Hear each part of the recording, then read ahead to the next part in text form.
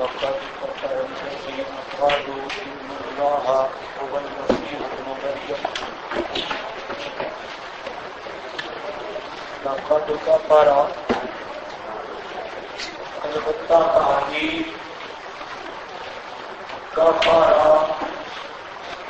کے کافر ہیں کفر کیا الذین قالوا ان لوگوں نے جنہوں نے کہا ان اللہ بے شک اللہ هو المسیح ابن مریم کوئی مسیح بیٹا مریم کا ہے.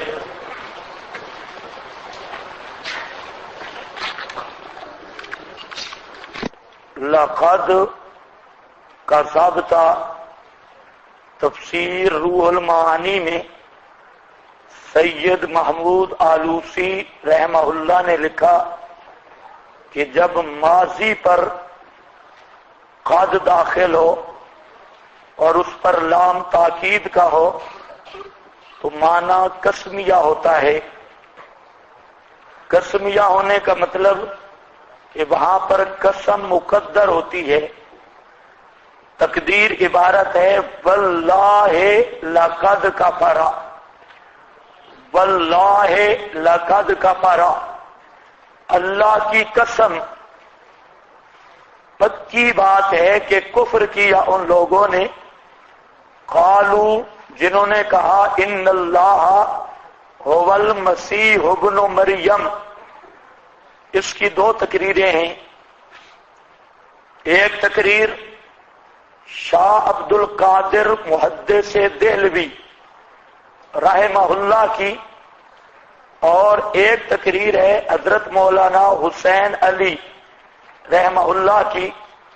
حضرت شاہ عبد القادر رحمہ اللہ فرماتے ہیں کہ ان کا یہ قول ان اللہ هو المسیح ابن مریم، آپ کے پاس لکھا ہے کہ اللہ وہی ہے جو مسیح کی شکل میں اتر پڑا. اللہ وہی ہے جو مسیح کی شکل میں اتر پڑا. انشاءاللہ عقیدہ نصارہ کا انہی کی اپنی کتابوں سے مفصل آنے والا ہے. عیسائیوں کے کئی فرقے ہیں اور ان کے کئی نظریات ہیں. عیسائیت کو سمجھنا ضروری ہے آیات کو سمجھنے کے لیے. تو بہرحال یہ حضرت شاہ عبد القادر رحمہ اللہ ان کی یہ تقریر ہے کہ الہ وہی ہے جو مسیح کی شکل میں اتر پڑا. عیسائیوں کا یہ نظریہ تھا کہ اللہ رب العزت کا حلول ہوا ہے حضرت عیسیٰ میں. ایک حلولی طبقہ ہے تو یہ اسی کی طرف اشارہ ہے. اور دوسری تقریر حضرت مولانا کی فرماتے ہیں کہ عیسائیوں نے کہا اللہ وہی عیسیٰ بیٹا مریم کا. کیا مطلب؟ اللہ بھی کارساز ہے اور عیسیٰ بیٹا مریم کا بھی کارساز ہے. اور عیسائیوں کا یہ بھی نظریہ ہے، آج بھی ان کی کتابیں جو شائع ہو رہی ہیں الوہیت مسیح پر، تو ان کا یہی نظریہ ہے کہ اللہ نے حضرت عیسیٰ علیہ السلام کو طاقتیں دی ہیں. اللہ بھی کارساز، حضرت عیسیٰ بھی کارساز. اور اس پر حوالہ جات آپ کے پاس وہ جو مسئلہ مختار کل ہے اس کی تنقیحات میں ابتداءً عیسائیوں کا عقیدہ میں نے ذکر کر دیا، اور اسی پر انشاءاللہ بحث بھی کر دیں گے کہ عیسائیت کا اصل عقیدہ کیا ہے. وہاں آپ کے پاس کافی ساری عبارتیں اور حوالہ جات جو کاغذ ہیں مختار کل کے مل گئے ہیں نا، اس کے شروع میں موجود ہیں. تو بہرحال اللہ بھی کارساز، عیسیٰ بھی کارساز. وہ اللہ وہی ہے عیسیٰ بیٹا مریم کا مطلب کیا ہے کہ اللہ نے عیسیٰ علیہ السلام کو اپنی طاقتیں عطا کی، وہ بھی کارساز، یہ بھی کارساز۔ اب ذرا تھوڑا سا سوچ لو کہ اللہ نے کتنا سخت کر کے فتویٰ لگایا، واللہ لقد کفر، قسم کے ساتھ مؤکد کر کے اللہ نے فتویٰ لگایا کہ جو لوگ کہتے ہیں کہ الہ مسیح کی شکل میں اترا وہ بھی پکے کافر، اور جو کہے اللہ بھی کارساز، عیسیٰ بھی کارساز، تو وہ بھی ہے پکا کافر۔ اب یہ فتویٰ کس کا ہے؟ اور فرمایا میرا رسول آئے یہی بیان کرنے ہے، اوپر ہے نا قد جاءکم رسولنا یبین لکم کثیرا مما کنتم تخفون، یہی بیان کرنے آیا کہ یہ عیسائی اب یہ فتویٰ لگانا معمولی نہیں، بڑی بڑی سلطنتیں، بڑے بڑے پیر، ملا، خانقاہیں، عبادتیں، ریاستیں اور ربانیتیں، ان کے تقدس قائم، اور وہاں پر ایک آدمی اٹھ کے کہتا ہے کہ اللہ کی قسم یہ پکے کافر ہیں۔ معمولی مسئلہ نہیں، بہت بڑا مسئلہ ہے۔ ایک دوسرا میں عرض کر رہا تھا کہ قرآن کریم صرف عرب کے لیے ہے یا قیامت تک کے لیے ہے؟ جو کہے عیسیٰ کارساز، عیسیٰ کو بھی طاقتیں ملی اور اللہ کو بھی طاقتیں، عیسیٰ کو بھی طاقتیں، اللہ بھی کارساز، عیسیٰ بھی کارساز، تو وہ تو ہو پکا کافر۔ اور جو کہے حضرت علی بھی کارساز، اللہ بھی کارساز، وہ کیا ہوگا؟ جو کہے عبد القادر جیلانی بھی کارساز، اللہ بھی کارساز، تو وہ بھی کیا ہوگا؟ لقد کفر۔ جو کہے باو سلطان بھی کارساز، اللہ بھی کارساز، کیا کہو گے؟ لقد، یا صوفی بن جاؤ گے؟ لقد کفر۔ اور یہ فتویٰ ہے اللہ کا۔ اب جو اس فتوے کو نہیں مانے گا وہ بھی لقد کفر۔ تو جو اماموں میں آپ نے نظریہ امامت پڑھ لیا تو اماموں میں الوہیت مانے وہ بھی کیا ہوگا؟ لقد۔ جو پیروں میں الوہیت مانے وہ بھی ہوگا لقد کفر، پکا کافر۔ اور یہ فتویٰ قرآن کا ہے۔ اب ریلویہ کا نظریہ عیسائیوں سے بھی بدتر ہے۔ انہوں نے اپنی کتب کے اندر جو کچھ لکھا وہ آدمی سامنے رکھے۔ عیسائی اتنے غلیظ نہیں جتنے رضاخانی غلیظ ہیں، اور بالکل وہی احمد رضا خان نے لکھا ہے ہدایت بخشش میں کہ اسی کے جلوے اسی سے ملنے اسی کے اس کی طرف گئے تھے۔ یہ معراج کا واقعہ بیان کرتے ہوئے احمد رضا خان کہتا ہے اسی کے جلوے اسی سے ملنے اسی سے اس کی طرف گئے تھے کہ معراج کی رات نبی پاک اپنے آپ کو ملنے گئے تھے، اپنے آپ کو۔ اب وہی بات ہے لقد کفر الذین قالوا ان اللہ هو محمد، یہاں هو المسیح ابن مریم ہے نا، تو جہاں کیا آگا؟ ہوگا محمد، ہوگا علی، ہوگا عبد القادر، تو جہاں پر اجرا تو پورا ہوگا۔ اور یہ ڈاکٹر پادری اس کی تقریریں موجود ہیں، کہتے ہیں جب معراج کی رات نبی پاک صلی اللہ علیہ وسلم اللہ کو ملنے گئے تو اللہ تعالیٰ نے نبی پاک صلی اللہ علیہ وسلم کو اپنے دامن میں لیا اور وہاں جا کر یہ وہ ہو گیا وہ یہ ہو گیا۔ اس پہ پھر پڑتا ہے ایک ہے جو فرق کرے مشرک کے، اللہ اور رسول ایک ہیں، جو فرق کرے وہ مشرک ہے۔ اب ایسے آدمی کے کافر ہونے میں کیا شک ہے؟ اور ایسے آدمی کو کہنا شیخ الاسلام تھے، اللہ نے جو کام لیا ہے وہ علماء کی جماعت بھی نہیں کر سکتی. اب ایسے آدمی کے بارے میں نرمی کرنا تجھے سری مداحنت ہے. ہاں بھائی، لقد کفر الذین، ذرا دیکھتے ہو، کہتے ہو شاطی بڑے سخت ہوتے ہیں، قرآن سے زیادہ سختی کہاں ہے؟ یہاں تو قسمیں اٹھا کے فتوے لگائے جا رہے ہیں. واللہ لقد. اور اسی طرح دیوان محمدی بریلویوں کی کتاب ہے محمد یار گڑی والا، اس میں اردو، فارسی اور سرائکی کے اشعار ہیں.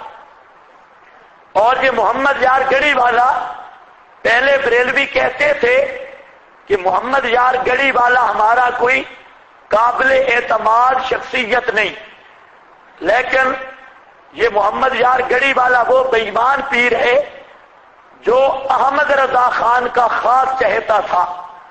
اور یہ مسئلہ فتاوی رضویہ میں اس کا تذکرہ موجود ہے.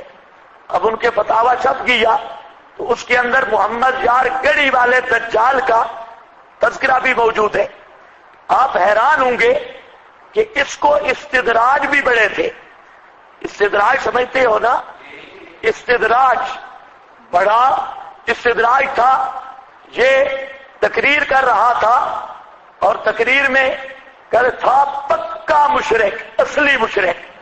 اور تقریر میں مجمع میں کہتا ہے، اس طرح انگلی کرتا ہے کہ یہ دیکھو یہ دیوار گئی، اس طرح کرتے وہ دیوار گئی. مجمع میں دیوار اس طرح کرتے یہ دیوار گئی، وہ دیوار وہاں سے ہٹ گئی ادھر. اب جو خوشبو پر بھولتے ہو اس کا کیا کہو گے؟ تمہیں تو تھوڑا سا سینٹ سنگھا کر بھی قرآن سے ہٹایا جا سکتا ہے. وہ دیوار ہٹ گئی. اور اتنا استدراج تھا اور تھا اتنا خبیث کہ اس کے سرائکی کے اشعار ہیں بڑے عجیب، اردو کے بھی. کہتے بجاتا تھا بجائی جس نے انی عبدہو کی بانسری ہر دم، روزے میں شرسرے عرش انی ان اللہ بن کے نکلیں گے. دنیا میں جس نے انی عبدہو کی بانسری بجائی وہ قیامت کے دن سرے عرش انی ان اللہ بن کے نکلیں گے. اور اس سے بھی بہت خبیث عجیب کفر بکتا ہے. اور سریکی کے اشعار ہیں محمد محمد پکیندے گزر گئی، احد نال احمد ملیندے گزر گئی. محمد محمد پکیندے گزر گئی، احد نال احمد ملیندے گزر گئی. میں اپنی حیاتی تو قربان تھی وہاں خدا کو محمد سدیندے گزر گئی. کہتا ہے کہ ساری زندگی میں کرتا رہا محمد محمد، اور ساری زندگی میں محمد کو اللہ کے ساتھ ملاتا رہا. محمد محمد پکیندے گزر گئی، احد نال احمد ملیندے گزر گئی. احمد کو احد کے ساتھ ملاتے ہوئے میری پوری زندگی گزری. اور پھر ادب سے زباں تھام کے رہ گیا میں. اچھا وہاں پر ہاں کیا تھا، مجھے شیطان کا شعر بھی اتر گیا. میں اپنی حیاتی تو قربان تھی ماں، میں اپنی حیاتی پر قربان ہوں. خدا جو تھا اس کو محمد محمد کہتے گزر گئی. اصل خدا تھا خدا، لیکن کہا محمد محمد. محمد محمد خدا نو محمد سڈیندے گزر گئی. اور یہی دجال کہتا ہے میں سو جاؤں یا مصطفیٰ کہتے کہتے، کھلے آنکھ صلی اللہ کہتے کہتے، ادب سے زباں تھام کے رہ گیا میں حبیب خدا کو خدا کہتے کہتے. یہ اردو میں حبیب خدا کو خدا کہتے کہتے. تو ایسا دجال ہے. اور یہی کہا کرتا تھا کہ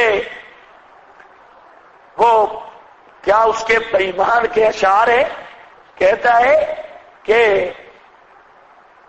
کوٹ مٹھن بیت اللہ، وہ کس طرح ہے ابتدا؟ ہاں چاچن وانگ مدینہ دسے، کوٹ مٹھن بیت اللہ، چاچن وانگ شہر ہے اس کے پیر کا. تو کہتا ہے کہ چاچڑ کا شہر یہ مجھے ایسے معلوم ہوتا ہے جیسے مدینہ ہے، اور کوٹ مٹھن بیت اللہ، یہ کوٹ مٹھن بھی شہر ہے ادھر پنجاب میں، تو کہتا ہے کوٹ مٹھن یہ بیت اللہ ہے، ظاہر دے وچ پیر فریدون تے باطن دے وچ اللہ، اوپر اوپر تو پیر فرید ہے لیکن اندر اندر سے اللہ ہے۔ اب آپ اندازہ کریں لقد کفرا، جو کہتا ہے کہ پیر فرید کی شکل میں اللہ آیا تو وہ بھی کافر، اور جو کہے عیسیٰ کی شکل میں اللہ آیا وہ بھی کافر۔ اور صراط الصالحین کتاب ہے بریلویوں کی، اس میں لکھتے ہیں ایک من گھڑت روایت، آنا احمد و بلا میم، کہ میں احمد ہوں بغیر میم کے، تو بغیر میم کے احمد کیا بنتا ہے؟ احد۔ تو اس میں اس دجال نے یہ لکھا، یہ باؤ سلطان کے دربار سے کتاب شائع ہوئی، اور صراط الصالحین۔ اسی طرح بریلوی مسلک میں پیر میاں علی شاہ نے لکھا، فتاوا وغیرہ میں سوال یہ ہوا کہ پیر کو سجدہ کرنا جائز ہے یا نہیں؟ اس پر کہتا ہے کہ اگر پیر فنا فی اللہ ہو جائے اور اس کا وجود باقی نہ رہے تو پھر پیر کو سجدہ کرنا جائز ہے، کیونکہ وہ اب پیر نہیں رہا، دراصل اب سجدہ اللہ کو ہے، تو اس کو سجدہ کرنا جائز ہے۔ یہ دجال گوڑے والا یہ لکھ رہا ہے۔ تو مطلب یہ ہے کہ جو عیسائیوں کے نظریات تھے وہ انہی بے ایمانوں کے ہیں، انہی بے ایمانوں کے۔ تو اب یہ جیسے وہ کافر، اسی طرح یہ بھی کافر۔ لقد کفر الذین قالوا ان اللہ هو المسیح ابن مریم۔ قل، اب ذرا توجہ کرو، مشکل آیت ہے۔ قل، فرما دیجئے، فمن یملک من اللہ شیئا، پس کون مالک ہے اللہ سے شیئن، کسی چیز کا، ان ارادہ ان یہلک المسیح، اگر ارادہ کرے اللہ ہلاک کرنے کا مسیح بیٹے مریم کو، وَأُمَّهُ، اور اس کی ماں کو، وَمَنْ فِي الْأَرْضِ جَمِيعًا، اور جو زمین میں ہے سب کو، جو زمین میں ہے سب کو، جو زمین میں ہے سب کو، کون مالک ہے؟ یعنی کون بچا سکتا ہے؟ یہ استفہام انکاری ہے۔ اللہ فرماتے ہیں اگر میں عیسیٰ کو، اس کی ماں کو، سارے جہان کو مارنا چاہوں، کون ہے جو بچا سکے؟ یعنی کوئی بچا سکتا نہیں، تو پھر کارساز کیسے ہوئے؟ نفی شرک اعتقادی۔ پھر متصرف کیسے ہوئے عیسیٰ؟ اگر میں مارنا چاہوں وہ بچ نہیں سکتے، ان کی جان بھی میرے قبضے میں ہے۔ جب عیسیٰ اپنی جان کا اختیار نہیں رکھتے، وہ تمہارے مالک اور مختار اور کارساز کیسے بن گئے؟ یہاں پر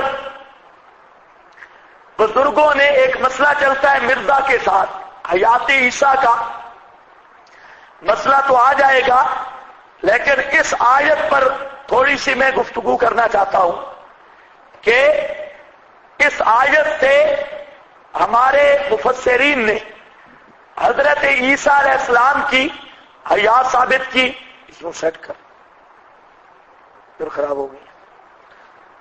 حیات ثابت کی، لیکن ان کے لیے مسئلہ ہے، پورا غور کرو۔ وہ کہتے ہیں کہ جہاں پر ان ارادہ، یہ ان شرطیہ، یہ بھی مستقبل کے لیے ہے، یولے کا یہ بھی چپ کے لیے ہے، یہ بھی کس کے لیے ہے؟ ان بھی شرط فل استقبال کے لیے، اور یولے کا مضارع کا صیغہ بھی کس کے لیے ہے؟ استقبال کے لیے۔ تو اس سے پتہ چلتا ہے کہ نزول قرآن تک حضرت عیسیٰ پہ موت نہیں آئی تھی. یہ عام مفسرین جو تقریر کرتے ہیں حضرت عیسیٰ پر موت نہیں آئی تھی، ورنہ ان جو شرط فی الاستقبال کے لیے آتا ہے اور جو یہ صیغہ مضارع کا یہ نہ لایا جاتا. ان دو صیغوں کا آنا ادات شرط فی الاستقبال یعنی ان، اور نمبر 2 مضارع یولد، تو معلوم ہوتا ہے کہ نزول قرآن تک حضرت عیسیٰ پہ وفات نہیں آئی تھی، تب یہ ان لایا گیا اور یولے کو لایا گیا. ان پر اشکال ہے کہ حضرت عیسیٰ کی ماں پر تو آ گئی تھی موت، تو سن رہے ہو یا نہیں؟ تو پھر یہ تو ٹھیک ہے این یولے کل مسیحا، لیکن آگے وہ امہ بھی آیا ہے اور اس کی ماں کو، حالانکہ ماں کو تو موت آ چکی ہے بالاتفاق، تو اس لیے یہ بنتا کوئی نہیں. استدلال کیا اکابر بزرگوں نے لیکن بات نہیں بنی.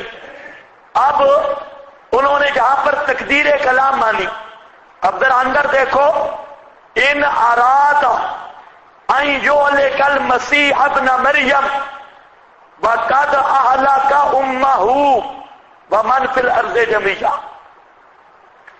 عبارت کیا مانی؟ وقد اہلک امہ، اگر اللہ ارادہ کرے مسیح بیٹے مریم کے مارنے کا اور تحقیق مار دیا اس کی ماں کو، ومن فی الارض جمیعا، اور جو کوئی زمین میں ہے سارے، تو کوئی بھی اللہ سے بچا سکتا نہیں. تو سمجھ آئیے آپ کو بات؟ ہاں.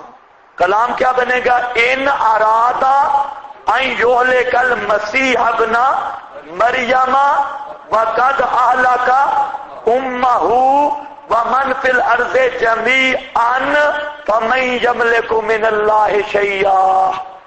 فمن یملک من اللہ، ہاں اصل عبارت یہ ہے، فمن یملک من اللہ شیئا، یہ کون اللہ سے بچا سکتا ہے؟ تو اشکال بھی ذہن میں آ گیا اور جواب بھی. یہ اس تقریر پر اکابر حضرات نے حیات عیسیٰ کو ثابت کیا، لیکن صحیح بات یہ ہے کہ مناظر کو دیکھ کر یا مقابل کو دیکھ کر اس کے مطابق جو ہے وہ گفتگو کرنی چاہیے. ہمارا جب اس مرزائی کے ساتھ مسئلہ حیات عیسیٰ پر گفتگو ہوئی تھی تو وہ بالکل اچانک ہی ہوئی، اور میں مسجد میں سبق پڑھا رہا تھا تو حضرت نعمانی صاحب رحمہ اللہ یہ مجھے فون کرتے ہیں، مدرسہ میں تھا تو کہتے ہیں کہاں ہیں؟ تو میں نے کہا سبق پڑھا رہا ہوں. تو کہتے ہیں کہ مناظرہ کرنا ہے اور فوراً پہنچو. تو میں نے کہا جی کس پر؟ کہتے ہیں حیات عیسیٰ پر. تو مناظرہ کے لیے ظاہر بات ہے کتابیں، ان کو نشانیاں، حوالہ جات، سب کچھ. تو میں نے کہا کہ وہ تو ادھر ساری کتابیں بھی نہیں پڑھی، حیات عیسیٰ کے لیے کتابیں لانی پڑیں گی. تو استاد مجھے کہتے ہیں کہ قرآن ادھر ہے ہمارے پاس، ادھر کتابیں نہیں تو قرآن ادھر ہے ہمارے پاس، آپ چھوڑ دیں سبق فوراً پہنچے. اصل میں یہ ہوا کہ وہاں پر وہ بہت دجال طرار تھا، شاہ، اور اس کا پہلے حضرت رحمانی صاحب کے ساتھ گفتگو ہوئی، مولانا یوسف رحمانی صاحب کے ساتھ، لیکن مولانا یوسف رحمانی صاحب کی گفتگو لمبی نہیں ہوتی تھی. اس نے کوئی 2-4 باتیں کی تو اس نے لگائی 2-4. وہ مناظرہ بہت مختصر کرتے، آخر میں کوئی ایسا مناظرہ نہ ہوتا لڑائی نہ ہو، یہ سوال ہی نہیں پیدا ہوتا. چند باتیں کر کے پھر لگانی ہے، لتریش ہے. تو وہ بہرحال اس نے مار کھائی ہوئی تھی، اور اصل میں اس کا مناظرہ طے تھا اللہ بسایا کے ساتھ، یہ ختم نبوت والی پارٹی. تو بہت سارا وہاں پر ایریا ہے جو اس نے ظاہر اور کرتا تھا، اور تھا ربوے کے ساتھ اس کا تعلق. تو بہت سارے لوگوں کو اس نے مرزائی بنایا اور ذہن خراب کیا. تو بہرحال وہ ایک اور مولوی ہے ختم نبوت کا، وہ آیا تو وہ 5-10 منٹ بھی اس کے سامنے نہیں بیٹھ سکا، تو وہ اب بہت نخرے میں تھا، تو اس نے حضرت نعمانی صاحب رحمہ اللہ کی وہاں تقریر تھی، تو وہ وہاں کتابیں لے کر پہنچ گیا۔ اس نے کہا میں مناظرہ کروں گا نعمانی صاحب کے ساتھ۔ اب نعمانی صاحب رحمہ اللہ تو وہ مجھے کہتے ہیں کہ آپ آ جائیں، تو میں نے تھوڑا سا کہا کہ کتابیں ہوں تو آئیں، بغیر کتابوں کے کیسے مناظرہ کریں گے؟ تو مجھے کہتے ہیں قرآن ادھر ہے، آپ پہنچے۔ بہرحال ہم اٹھے، وہاں پر جو سامنے کوئی ہدایہ، کوئی مختصر المعانی، سیاہ ستہ، چند تفسیریں اندازے پہ اٹھا لی، بھئی فلاں فلاں آیت اس جلد میں، وہ گاڑی میں ڈالی، راستے پہ ہم نشان لگاتے گئے۔ وہاں جب قریب پہنچے تو استاد کہتے ہیں کہ مناظرہ آج نہیں ہوگا، آج ان سے شرائط طے کر لیں اور مناظرے کی ڈیٹ رکھ دیں، مناظرہ بعد میں کر لینا۔ ہم نے کہا ٹھیک ہے۔ وہاں پہنچ گئے، وہاں ماحول یہ بنا ہوا تھا کہ اتنا مرعوب ہو چکا تھا علاقہ اس سے کہ جتنے ہمارے اپنے ساتھی تھے، وہ اب اس نے ڈیرا لگایا ہوا تھا ایک جگہ پہ، تو اپنے ساتھی ہمیں کہتے، استاد ہمیں کہتے آپ جائیں شرائط طے کریں۔ وہ تو استاد بھی ہمیں پہچانتے تھے، انہوں نے شرائط کیسی طے کرنی ہے، تو ہم بھی سمجھ گئے کہ یہ صرف حوصلہ ہمیں دے رہے ہیں، ورنہ ہوگا تو مناظرہ، شرطیں طے کر کے اب کیا کہیں گے کہ ہم جاتے ہیں پھر آئیں گے، یہ تو نہیں ہو سکتا، شرائط کا بہانہ ہوتا تو مناظرہ ہے۔ بہرحال ہم وہاں سے اٹھے تو میرے ساتھ تھے مولانا عبد القدوس صاحب میاں والی کے، ہماری جماعت کے بہت اچھے مناظر ہیں، وہ تھے، اسی طرح چند ساتھی اور تھے۔ تو وہاں پر جب ہم جانے لگے تو ہمارے ساتھی کہتے ہیں جی یہ بال ہیں، چھوڑ ہیں، یہ بچے ہیں، ان کو نہ بھیجو، اور پہلے ہماری بہت بےزتی ہو چکی ہے، لہذا نعمانی صاحب کو کہتے آپ خود چلیں، خود چلیں، ان کو نہ بھیجو۔ تو بہت شغل مغل لگا، ہم نے کہا چلو ہم دیکھ کے تو آئے وہ کون سی بلا ہے، ذرا اس کی زیارت تو کریں۔ وہ پہلے ہمیں جانے نہیں دیتے تھے، وہ کہتے کہ یہ بچے ہیں، یہ کیا کریں گے ادھر جا کے؟ نعمانی صاحب کو کہتے آپ چلیں، تو ساتھ کہتے کہ میں جانتا ہوں ان بچوں کو، ان کو لے جاؤ، شرائط ہی طے کرنی ہے۔ بہرحال لمبا واقعہ ہے، وہاں جب ہم پہنچے تو یہ ہمارے ساتھیوں کی حالت تھی۔ میں نے مولانا عبد القدوس صاحب کو کہا کہ آج 5 منٹوں میں مناظرہ ختم کرنا ہے، صرف 5 منٹوں میں، اور شرائط نہیں، ابھی یہاں پر انشاءاللہ سارا دودھ پانی کرنا ہے۔ تو شروع ہوئے، میں نے کہا اپنا عقیدہ لکھو۔ اب دیکھتا ہے، کہتا ہے کیا لکھوں؟ میں نے کہا جو تیرا عقیدہ ہے لکھ۔ کیا لکھوں؟ تیرا عقیدہ تمہیں کیا کہتا ہے؟ جو وہاں لوگ تھے، میں نے کہا کیا کہتا ہے تمہیں؟ حضرت عیسیٰ پہ موت آ گئی ہے نا؟ کہ جی کہتا ہے آ گئی ہے۔ میں نے کہا لکھ، حضرت عیسیٰ پر موت آ چکی ہے، لکھ۔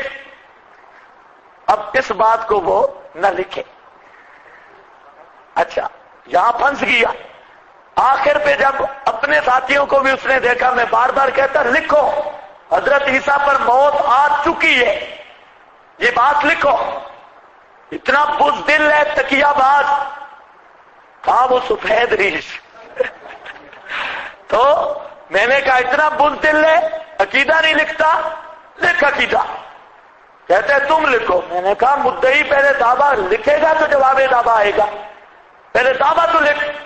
جب مجھے مدعی بناتا ہے، میں لکھتا ہوں مدعی میں ہوں، مدعی تو ہے، فساد تو نے ڈالا، لکھنا۔ کہتے ہیں میں نعمانی صاحب سے مناظرہ کروں گا۔ میں نے کہا مناظرہ تو جس سے مرضی ہے کر، عقیدہ لکھ، شرائط طے کر، اور شرط یہ ہے کہ قرآن سے باہر نہیں جائیں گے، قرآن ہی ہوگا۔ میں نے کہا بالکل ٹھیک، قرآن سے باہر نہیں جائیں گے، اور اگر قرآن کہہ دے کہ حدیث کا منکر کافر ہے تو پھر تو حدیث ساتھ چلے گی نا۔ اس میں بھی فیصلہ کر دیں گے کہ ہم قرآن سے دکھا دیں گے، قرآن کہے گا نبی کے فرمان کا منکر کافر ہے، پھر دیکھ لیں گے۔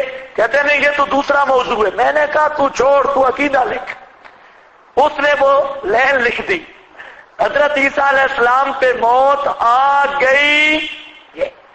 میں نے کہا اب آیت پیش کر، آیت پیش کر۔ حضرت عیسیٰ پر موت آ گئی، اب آیت پیش کر۔ کہتے ہیں نہیں آپ سے نہیں، نعمانی صاحب سے کروں گا مناظرہ۔ میں نے کہا چلو یہ آیت نعمانی صاحب تک میں پہنچا دوں گا۔ اچھا، اپنے ساتھی جو تھے وہ اتنے بے وقوف سیدھے سادے، وہ کہتے نہیں جی نہیں آپ مناظرہ نہ کریں، استاد کریں گے مناظرہ۔ وہ آپ مناظرہ نہ کریں، آپ بس ٹھیک ہے شرائط ہو گئے، عقیدہ ہو گیا، مناظرہ استاد کریں گے۔ اب اپنے ساتھی بھی بڑے سادے ہوتے، تو اس نے کہا کہ کب مناظرہ ہوگا؟ میں نے کہا مناظرہ آج ہوگا۔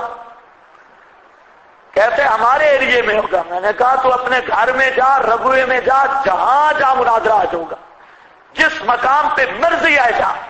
تھوڑا دبانا بھی پڑتا ہے نا، ایسے بھی کام نہیں چلتا۔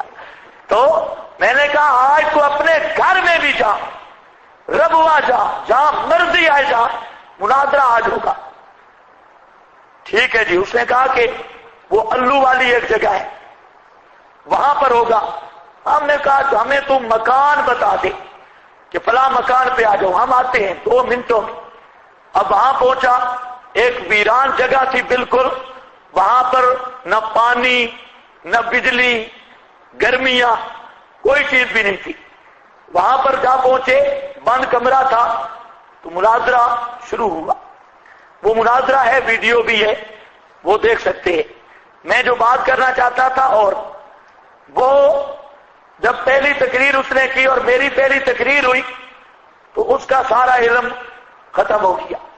اور وہ جو ترتیب لے کے آیا تھا، مجھے یہ تھا کہ مناظرہ لمبا ہوگا، قادیانی کی کتابوں میں جو چھٹلیات ہیں یہ پیش کرے گا، لیکن وہ ایسا پزل ہو گیا کہ پہلے قرآن کر رہا تھا اور پہلی تقریر میں جلالین کا حاشیہ پڑھنے لگ گیا۔ اب یہاں پر پکڑا گیا۔ بہرحال تو میں نے اس کے سامنے جو آیت پڑھی آخر پہ، پہلے تو اس نے جو استدلال کرنا تھا انی متوفی کا، وہ میں نے پڑھ دی۔ اب وہ اور پریشان ہو گیا، انی متوفی کا و رافعو کا، یہ آیت اس نے شروع کرنی تھی، لیکن ابھی وہ تمہید اس نے پہلی تقریر میں باندھی، تو میری جو پہلی تقریر تھی اس میں نے یہی آیت پڑھ کے حیات عیسیٰ ثابت کی۔ اب وہ اور پریشان ہو گیا، میری تو دلیل بھی یہی تھی متوفی کا، اور یہ بھی ایک انداز ہے کہ مخالف کی دلیل کو پہلے بیان کرو، اور تاکہ اس سے وہ اور پریشر پڑے۔ وہ اتنا پزل ہو گیا تھا، اتنا پزل کہ اب کوئی چیز آتی نہیں تھی۔ تو آخر پہ میں نے جا کے یہ آیت بھی پڑھی، من یملک من اللہ شیئا ان اراد ان یہلک المسیح۔ یہ اس پر اس نے وہی قادیانی والا اعتراض کیا جو عام طور پہ اعتراض ہوتا ہے، لیکن اس کو جو میں نے جواب دیا اسی میں ہے ویڈیو میں، وہ سمجھ وہ اور پھر پریشان ہو گیا۔ حالانکہ وہ تھا میدان مناظرہ کا جواب، وہ کوئی تحقیقی جواب نہیں۔ تو عرض کرنے کا مقصد ہے کہ مخاطب اگر پزل پڑ جائے تو پھر کمزور دلیلیں بھی پیش کی جا سکتی ہیں، کیونکہ گنتی میں اضافہ ہو جاتا ہے نا، فلاں آیت بھی پیش کی، فلاں آیت بھی پیش کی، اور اس کا فائدہ یہ ہوا جب ہم مناظرہ سے اٹھے تو وہی آدمی جو اس کو مناظرے پر لے آئے تھے، ہمارا جلسہ تھا زور کے بعد، وہ آدمی آ گئے اور ان سب نے توبہ کی، ان کے دوبارہ نکاح پڑھوائے، اور بعد میں بھی پورے علاقہ میں اللہ کے فضل سے وہ پورا بیج ختم ہو گیا۔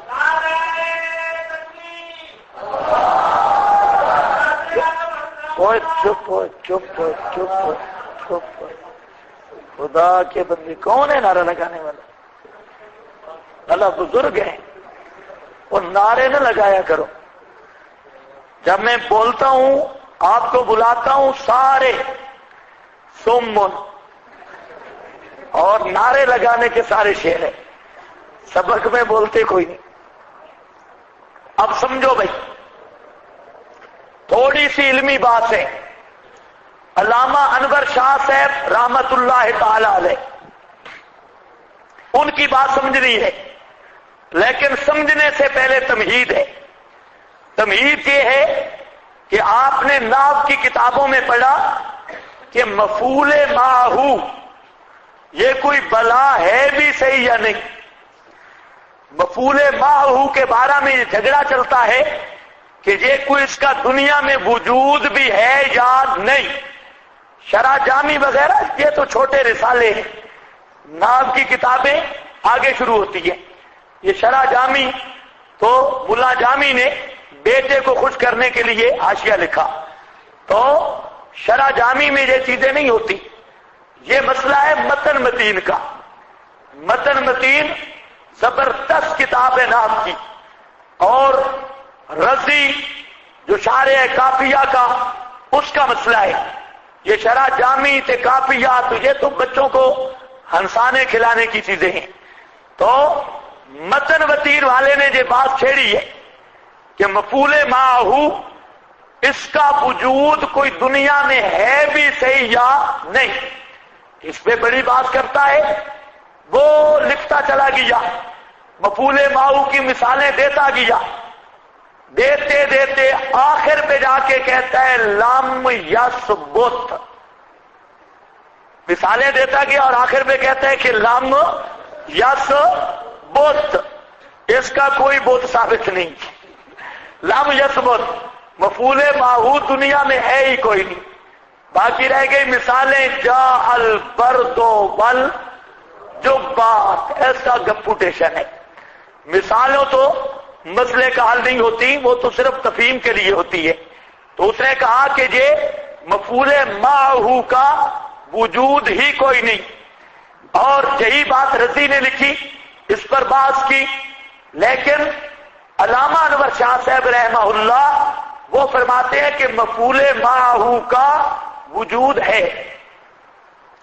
یہ کہنا کہ مفعول معہ کا وجود نہیں، یہ بات درست نہیں. اب ایک ہے واو عاطفہ اور ایک ہے واو بمعنی ما، وہ مفعول معہ والی. واو بمعنی ما، دونوں کا فرق سمجھو. اگر یہ فرق آ گیا تو مفعول معہ کا وجود ثابت ہو جائے گا. واو عاطفہ کا کام کیا ہے کہ یہ اپنے ما بعد اور ما قبل کا اشتراک ثابت کرتی ہے. اپنے ما بعد اور ما قبل کا کیا ثابت کرتی ہے؟ اشتراک. یہ اشتراک ثابت کرتی ہے. جیسے جاءنی زید وعمر، تو کیا مطلب ہے؟ زید اور عمر یہ آنے میں مشترک ہے. زید بھی آیا، عمر بھی آیا، اس میں یہ بات کوئی نہیں زید پہلے آیا بعد میں آیا کٹھے آئے، یہ بات نہیں سمجھی جا سکتی. بس اتنا پتا چلا کہ زید بھی آیا، عمر بھی، نفس مزیت میں اشتراک ہے. باقی کٹھے آئے، آگے آئے، پیچھے آئے، اس کے ساتھ جاءنی زید ان کا کوئی تعلق نہیں ہے. تو خلاصہ کیا نکلا کہ عاطفہ یہ نفس اشتراک بیان کرتی ہے، اور جو واو بمعنی ما ہے یہ مجموع کو بیان کرتی ہے. دو چیزوں کے کس کو بیان کرتی ہے؟ مجموعے کو. کس کو بیان کرتی ہے؟ مجموعے کو. بس یہ فرق ہے. مجموعہ اور وہاں اشتراک ہے، جہاں پر کیا ہے؟ مجموعہ. اب ذرا خیال کرنا ہے، جہاں پر معنی سمجھنا ہے. یہاں واو بمعنی ما ہے، یہاں واو بمعنی وَأُمَّهُ، یہ مفعول معہ ہے، اور واو بمعنی ما، اس کا تعلق ہوتا ہے مجموعہ کے ساتھ. تو سمجھ آئی کہ نہیں؟ اب ذرا دیکھنا ہے، معنی سمجھنا ہے. فرماتے ہیں ان ارادہ ان یہلک ھذا المجموع، ان ارادہ ان یہلک ھذا المجموع.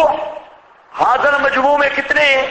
حضرت عیسیٰ بھی، حضرت عیسیٰ کی امی بھی. علامہ انور شاہ صاحب کہتے ہیں اس آیت کا تعلق حیات عیسیٰ کے ساتھ ہے ہی نہیں، حیات عیسیٰ کے ساتھ ہے ہی نہیں، بلکہ اس میں صرف یہ بیان کرنا مقصود ہے کہ اللہ اس مجموعے کو اگر ہلاک کرے، پہلے پیچھے ہو چکا ہوگا، اس سے تعلق ہی کوئی نہیں۔ مقصد ہے کہ این یو لے گا حاصل مجموع، اگر اللہ ہلاک کرنا چاہے اس مجموعہ کو تو کون خدا سے بچا سکتا ہے؟ تو یہاں کیا ہے؟ تصرف کا بیان کرنا مقصود ہے۔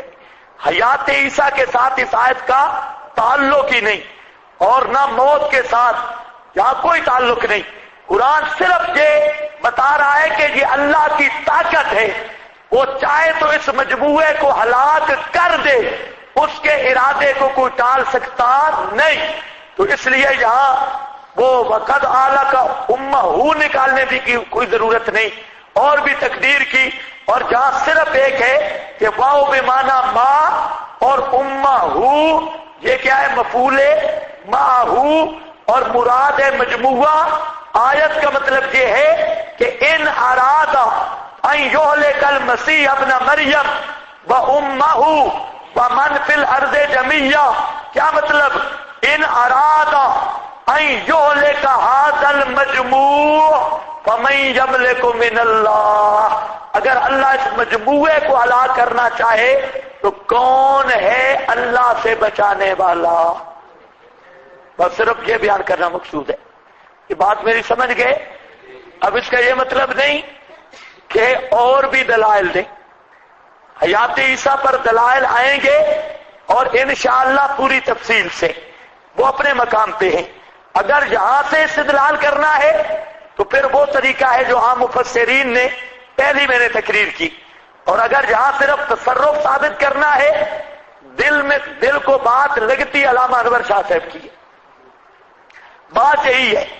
آگے دیکھو، وَلِلَّهِ مُلْكُ السَّمَاوَاتِ وَالْأَرْضِ، نیچے لکھا ہے لا لعیسیٰ فَإِنَّهُ مَمْلُوكٌ، وَلِلَّهِ اللہ ہی کے لیے ہے۔ معنی کیا کرو گے؟ ملک کا معنی تصرف، لام اختصاص کا، اور للہ کی تقدیم حصر کے لیے۔ آسمان و زمین وما بینہما، یہ سارا نظام عالم کا تصرف پر مالک ہونا، اس میں متصرف ہونا، یہ اللہ ہی کا خاصہ ہے، نہ عیسیٰ کا نہ بی بی مریم کا، نہ عیسیٰ کا نہ بی بی مریم کا۔ مریم کا بھی یہ خاصہ نہیں، عیسیٰ کا بھی یہ خاصہ نہیں۔ تو جب مریم اور عیسیٰ آسمان و زمین میں متصرف نہیں تو الہ اور کارساز بھی بن سکتے نہیں، یہ مطلب ہے۔ للہ ملک السماوات والارض وما بینہما یخلق، آگے پھر لکھا ہے لا عیسیٰ۔ رضی کا قانون میں نے بتایا تھا کہ ابتدا کلام میں حصر ہو تمام اجزاء میں حصر ہوگا، تو اب یہاں پر بھی ہوگا یخلق، اللہ پیدا کر سکتا ہے، ما یشاء، جو چاہے۔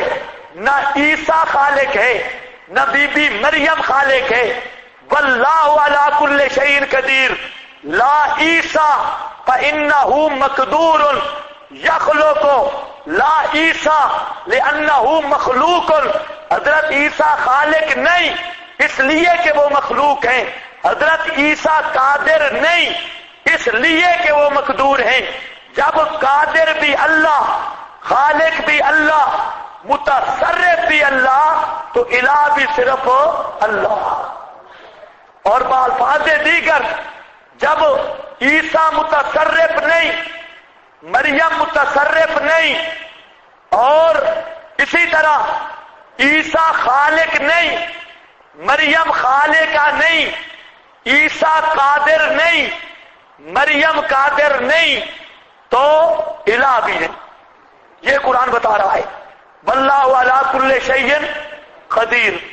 یہ پچھلے ستون کے ساتھ کون بیٹھے ہیں؟ ذرا کھڑے ہو جائیں، وہ سامنے والے پیچھے یہ جو کالی ٹوپی والا کالا بیٹھا ہے، یہ کھڑا ہو جا، کھڑا ہو جا۔ تو مولوی صاحب، ہاں، ساتھ کس کے گپے میں جا رہا ہے؟ ماشاءاللہ۔ اور کون ہے؟ آپ پڑھنے آئے یا گپو ٹیشن کے لیے؟ کچھ کم از کم قرآن کا بھی ادب کرنا چاہیے. یہ ادھر بیٹھک بنا کے بیٹھے ہیں. آپ ادھر آ جائیں سامنے، ادھر آ جائیں. یہ جو پیچھے اور بھی بیٹھے ہیں سارے سامنے آ جائیں. ستونوں کے پیچھے گپو ٹیشن والی کمپنی سامنے ہے. ہاں بھائی چلو ٹھیک ہے. بس وقالت الجہود شکوہ، وقالت الجہود. میری بات نہیں سنی تو نے؟ کون ہے؟ چلو ادھر ہی بیٹھ جاؤ، ادھر ہی. اور بھی جتنے پیچھے بیٹھے ہیں آگے آ جاؤ سامنے. کل بھی میں نے منع کیا ستونوں کے پیچھے مت بیٹھو. اور یہ عادتیں بھی چھوڑ دو، دوران سبق اگر اب کوئی شرارت کی پھر دیکھنا. ہاں بھائی بدماشی نکالنی مجھے 5 منٹوں میں آتی ہے، زیادہ دیر بھی نہیں لگے گی. ہاں چلو جی. وقالت الجہود ون نصارا نحن ابناء اللہ.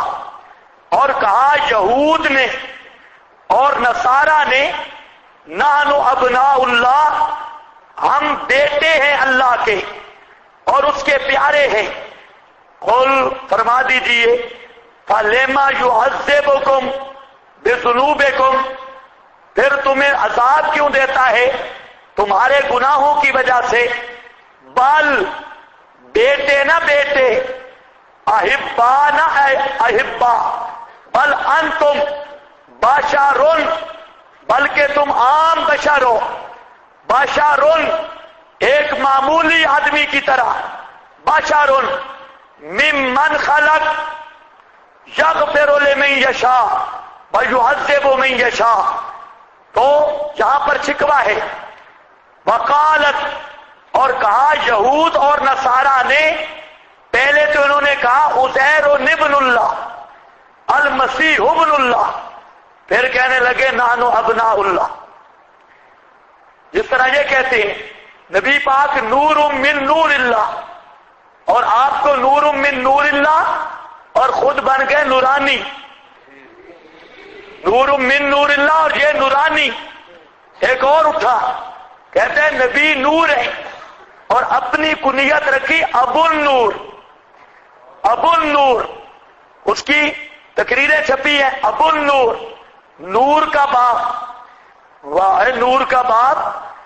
قالت الجہود والنصارى، کوئی عادت نہیں مشرکین اور یہودیوں کی جو آج کے مشرک میں نہ ہو. انہوں نے پہلے کہا عزیر ابن اللہ، عزیر اللہ کا بیٹا اور مسیح اللہ کا بیٹا. اب خود کہنے لگے نحن ابناء اللہ، ہم بھی اللہ کے بیٹے. یہ اب اس کا کیا مطلب ہے؟ نحن ابناء اللہ، اس کے مختلف مطالب بیان کیے گئے. ایک مطلب یہ ہے کہ واقعاتاً وہ جاہلوں کو دھوکہ دیتے، واقعاتاً پیر بنے ہوئے تھے اور کہتے جے اللہ نے عیسیٰ کو بھی طاقتیں دی، ہمیں بھی اللہ نے کچھ نہ کچھ طاقتیں دی ہے. نحن ابناء اللہ اس تصرف میں اب اس سے یہ بھی سمجھ آ گیا نا بزرگوں کہ ابن اللہ کس معنی میں کہتے تھے. ان کا تو ماں باپ تھا کہ نہیں تھا، لیکن پھر بھی کہتے ہیں نحن ابناء اللہ، ہم اللہ کے بیٹے ہیں. متبنہ، متبنہ ہے. ایک معنی یہی ہے جس طرح عیسیٰ عزیر کو طاقتیں ملی، ہمیں بھی طاقتیں ملی. آج بھی کہتے نہیں اگر پھونک ماری تو چھپر کو آگ لگ جائے گی. اور وہ گھوڑے پہ چڑھ کے آتے ہیں کہتے ہیں کہ مجھے خیرات دے. نہیں، ایک انگلی پر تیرے پورے ڈھیر کو الٹا دوں گا. یہ بیچارہ ڈر کے دیتا ہے. یہ کبھی نہیں سوچا کہ وہ گدھا جو خود مانگنے آیا ہے تو اتنا کوئی مختار کل ہوتا تو وہ در در بھیک مانگتا. یہ اس سے ڈر رہا ہے. تو قوم بھی عجیب ہے. تو وہ بھی اسی طرح کہتے ہمیں بھی طاقتیں ملی ہیں، ہماری بھی نسبت ہے نحن ابناء اللہ، اور ہم بھی اللہ کے پیارے ہیں. تو ایک تقریر یہی ہے کہ وہ سچ مچ کہتے تھے اور دعویٰ کرتے جاہل عوام کے سامنے کہ ہم اللہ کے بیٹے ہیں. دوسری تقریر یہ ہے کہ وہ کہتے حبیب الحبیب حبیب، حبیب الحبیب حبیب، دوست کا دوست بھی دوست ہوتا ہے۔ حضرت عزیر تو ہیں ابن اللہ، تو ہم ہوئے ان کے پیارے اور ان کے ساتھ کرتے ہیں محبت، وہ ہمارے محبوب ہیں، ہم ان کے محبوب ہیں، تو ہم بھی ابن الابن ہیں، ہم بھی اللہ کے بیٹے ہوئے۔ حضرت عزیر عیسیٰ ان کی نسبت ہے ابنیت والی، تو چونکہ ہمارا تعلق ان بیٹوں سے ہے تو اس لحاظ سے ہم بھی اللہ کے بیٹے ہیں، گویا ہمیں بھی اللہ کا بیٹا سمجھو۔ یہ دوسرا مطلب بھی آیا۔ تیسرا مطلب کہ باؤ کو بناؤ تفسیریہ، ابناء اللہ واحباؤہ، ہم اللہ کے بیٹے ہیں یعنی محبوب ہیں، ہم اللہ کے بیٹے ہیں یعنی محبوب ہیں، اللہ کے پیارے ہیں۔ یہ تین توجیہات مختلف جگہ سے مل جائیں گی۔ قل، اللہ نے فرمایا فَلِمَ يُعَذِّبُكُمْ، یہ جو جملہ ہے نا، تین توجیہوں کو اگر آپ سوچیں گے تو پہلی توجیہ راجح معلوم ہوتی ہے کہ وہ دعویٰ یہ کرتے تھے کہ ہم کیا ہیں؟ بیٹے، کیونکہ اللہ نے جواب ایسا دیا، جواب دیا، فرمایا قل، فرما دیجئے فَلِمَ يُعَذِّبُكُمْ بِذُنُوبِكُمْ، کیوں تمہیں عذاب دیتا ہے؟ تمہارے گناہوں کی وجہ سے۔ تم خود بھی مانتے ہو نا، لن تمسنا النار الا ایاما معدودہ، کچھ دن تو جائیں گے جہنم میں۔ بل، دعویٰ ہے، انتم بشر ممن خلق، اس جملے سے ویسے پتہ نہیں چلتا کہ پہلی توجیہ راجح ہے، ورنہ انتم بشر کے ساتھ جواب کیوں دیا؟ تو معلوم ہوتا ہے وہ سچ مجھ بے ایمان کہتے کہ ہم اللہ کے بیٹے ہیں اور لوگوں کو دھوکہ دیتے، اس لیے تو رد کیا انتم بشر ممن یغفر لمن یشاء، بخشتا ہے جس کے لیے چاہے، ویعذب من یشاء، عذاب دیتا ہے جس کو چاہے۔ نہ یہ شان عیسیٰ کی، نہ عیسیٰ کی ماں کی، کسی کی بھی یہ شان نہیں۔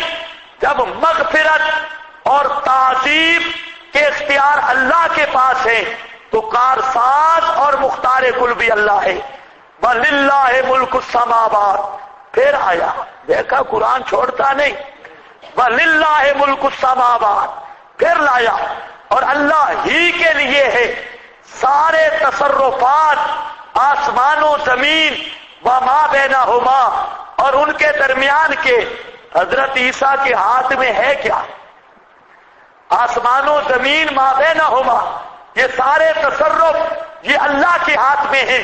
وَإِلَيْهِ الْمَصِيرُ، اور اسی اللہ ہی کی طرف المصیر لوٹنا ہے، نہ عیسیٰ کی طرف نہ اس کی ماں کی طرف۔ قیامت کے دن بھی متصرف اللہ ہی ہوگا، دنیا میں بھی متصرف اللہ ہی ہے۔ اب سب کو ملاؤ، اللہ فرماتے ہیں کہ لقد کفر الذین قالوا ان اللہ هو المسیح ابن مریم۔ اب بات لگے گی مولانا حسین علی صاحب رحمہ اللہ کی، فرماتے ہیں کہ پکے کافر ہیں وہ جو کہتے ہیں حضرت عیسیٰ یہ کارساز ہے۔ کیوں؟ فرمایا اگر حضرت عیسیٰ کو ماروں، سارے جہان کو ماروں، حضرت عیسیٰ بچ نہیں سکتے، ان کی جان اپنے قبضے میں نہیں، کارساز کیسے بن گئے؟ وَلِلَّهِ مُلْكُ السَّمَاوَاتِ، جیسے ان کی جان اپنے قبضے میں نہیں، سارا جہان بھی اللہ کے قبضے میں، حضرت عیسیٰ کے قبضے میں نہیں۔ ہر چیز پہ قدرت بھی اللہ کی، حضرت عیسیٰ کی قدرت نہیں، اور مغفرت عذاب کا اختیار بھی اللہ کے قبضے میں، حضرت عیسیٰ اور اس کی ماں کے قبضہ میں نہیں۔ اور پھر کہتا ہوں سارے جہان کا اختیار اللہ کے قبضہ میں، دنیا میں بھی الیہ المصیر، آخرت میں بھی۔ جب یہ شان اللہ کی ہے حضرت عیسیٰ کی نہیں، تو جو حضرت عیسیٰ میں مانے لقد کفر وہ پکا کافر ہے۔ اصل یہ لگ رہا ہے، اس کو ہوتا ہے قرآن فہمی، یہ اللہ نے ہمارے حضرت کو دی، اور کس طرح مضمون اب سارا لگ رہا ہے ایک ہی مضمون چل رہا ہے، مسئلہ وہی ہے مربوط. پھر آ گیا یا اہل الکتاب، اعادہ ہے، اب نیا مسئلہ آ رہا ہے، لیکن وہ پہلا یا اہل الکتاب پیچھے رہ گیا تھا. اس کو بولتے ہیں اعادہ برائے بود عہد، اعادہ برائے بود عہد. یا اہل الکتاب قد جاءکم رسولنا، دیکھا قد جاءکم رسولنا، اے اہل کتاب، اے مولویوں پیرو، تحقیق آپ پہنچا تمہارے پاس رسول ہمارا یبین لکم، صاف صاف بیان کرے گا تمہارے سامنے. یبین، کوئی پردہ نہیں ہوگا، کوئی تلبیس نہیں ہوگی، کھول کھول کر صاف صاف کر کے بیان کرے گا، عقائد بھی اعمال بھی. علی فترۃ من الرسل، فترت کہتے ہیں انقطاع کو، علی حین انقطاع من الرسل، تقدیر عبارت یہ ہے اوپر وقت انقطاع رسل کے. اللہ فرماتے ہیں آخری رسول آ گیا، اب رسولوں کا انقطاع ہو گیا، نبوت اور رسالت وہ اختتام کو پہنچ گئی. چاہیے یہ تھا اس آخری موتی کی قدر کرتے، اہل کتاب کے مولویوں چاہیے یہ تھا اس آخری نعمت کی قدر کرتے اور اس کی بات مانتے. اس لیے ساتھ فرمایا علی فترۃ من الرسل. فترت کے دو معنی ہیں، ایک معنی تو ایک نبی اور دوسرے نبی کے درمیان جو وقفہ ہوتا ہے اس کو بھی فترت کہتے ہیں.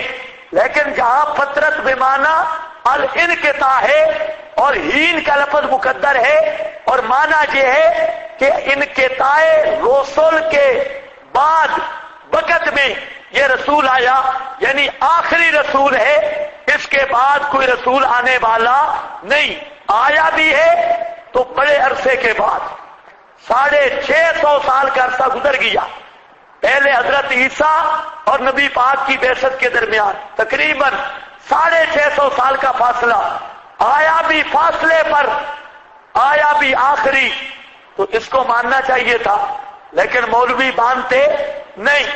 ان تقولو حکمت بعثت، جہاں ان تقولو خیال کرنا ہے، اصل عبارت ہے لئلا تقولو، لام مقدر ہے ان پر اور لا بھی، ان لئلا تقولو، تاکہ نہ کہو تم ما جاءنا من بشیر ولا نذیر، کہ نہیں آیا ہمارے پاس کوئی خوشخبری سنانے والا اور نہ ڈر سنانے والا. فقد جاءکم، اس لیے ہم شرک میں معذور ہیں، یہ بہانہ نہ کر سکو. اللہ نے اپنے آخری نبی کو بھیج کر حجت تمام کر دی. فقد جاءکم، پس تحقیق آ پہنچا تمہارے پاس خوشی سنانے والا، ڈر سنانے والا. واللہ علی کل شیء قدیر. وَإِذْ قَالَ مُوسَىٰ لِقَوْمِهِ، بس جہاں سے اب نمونہ شروع ہو رہا ہے. دو نمونے آئیں گے. ایک نمونہ کہ بتایا جا رہا ہے مشرکین عرب، یہود مدینہ، مولویوں کو میرا نبی آیا سچ اور حق بیان کر رہا ہے، تعلیمات غیر اللہ، تعلیمات عباد، نیازات غیر اللہ، نیازات عباد، حق یبینو، کھول کھول کر بیان کر رہا ہے.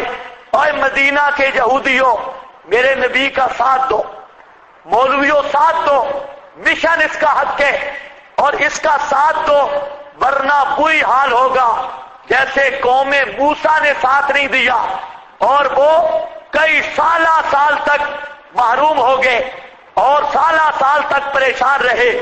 اگر تم بھی میرے نبی کا ساتھ نہ دیا مشن میں، تم بھی برباد ہوگے اور پریشان ہو جاؤ گے. یہ پہلا نمونہ پیش کیا. اب انشاءاللہ کام چل پڑا.